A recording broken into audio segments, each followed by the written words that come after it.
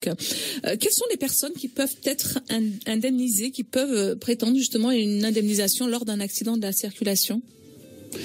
Alors, toute personne qui est partie à un accident de la circulation a droit à réparation. Pas dans les mêmes termes et pas dans les mêmes proportions. Il y a des catégories de personnes qui sont privilégiées par la loi.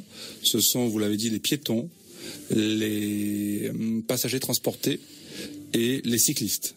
Ceux-ci, on considère que ce sont les plus faibles sur la route, effectivement, parce qu'ils ne maîtrisent pas de véhicule. Et donc, on les protège, effectivement, de tous ceux qui ont la maîtrise de véhicule. Et ceux-ci, normalement, doivent être indemnisés, hormis des fautes particulièrement graves. Pour donner un exemple schématique, le passager d'une moto qui n'a pas de casque est indemnisé, même si c'est une faute de ne pas avoir le casque. Dans le même ordre d'idée, le passager d'un véhicule qui n'est pas ceinturé a droit à indemnisation intégrale. D'accord. Le cycliste qui va griller un feu rouge et qui va être percuté par une automobile a droit à une indemnisation intégrale, même si le cycliste avait bu, par exemple. C'est-à-dire que c'est une catégorie de victimes à laquelle on ne peut pas opposer leur faute. Très bien. Contrairement au conducteur. Voilà, passager, piéton et cycliste. Voilà. Hein, contrairement au conducteur. Alors justement, le conducteur, qu'en est-il? Le conducteur, pour être indemnisé, il faut qu'il n'ait pas commis de faute. C'est le principe de base. Un conducteur qui a commis une faute va se voir opposer sa faute et son droit va être réduit par rapport à sa faute et elle va venir en contrebalancer son droit à réparation. Donc un conducteur par exemple qui a bu et qui est accidenté, enfin qui a causé un accident, ne sera pas indemnisé si l'accident est de sa faute.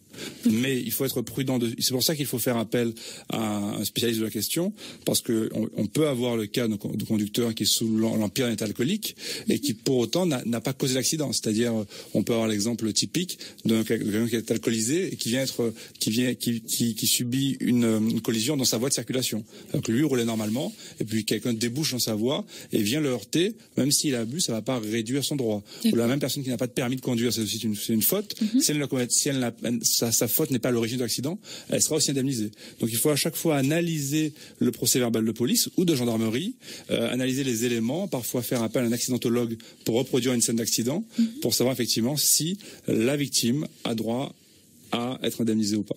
Quels sont les préjudices, parce qu'on a parlé de préjudices, quels sont les préjudices qui peuvent être indemnisés? Alors, on parle de préjudice, déjà, de quoi parle-t-on? Est-ce que ce sont des préjudices corporels, psychologiques? Est-ce que de quoi on parle? On parle de préjudice corporel. Je suis d'ailleurs diplômé en réparation juridique du dommage corporel, comme le sont les médecins qui font de l'évaluation aussi, qui sont diplômés en réparation juridique du dommage corporel. C'est toutes les sphères du corps, y compris la sphère psychique, puisqu'il peut y avoir des atteintes psychiques dans le cadre de dommage corporel. Et il y a un ensemble de préjudices qu'on va dire personnels, professionnels, économiques, qui ont attrait à l'accident. C'est-à-dire que toutes les conséquences de l'accident pour la personne sont prises en compte. Il y a une nomenclature qui s'appelle nomenclature d'Antillac qui balaie effectivement tous les champs aujourd'hui de la réparation. On ne s'arrête pas uniquement à la lésion. On va aussi au terme de préjudice analyser les conséquences de la lésion au niveau professionnel, au niveau social, au niveau de la rupture du lien, au niveau de la désinsertion, parce qu'aujourd'hui la réparation doit permettre à l'individu de retrouver la place qui était la sienne avant l'accident. C'est assez complexe.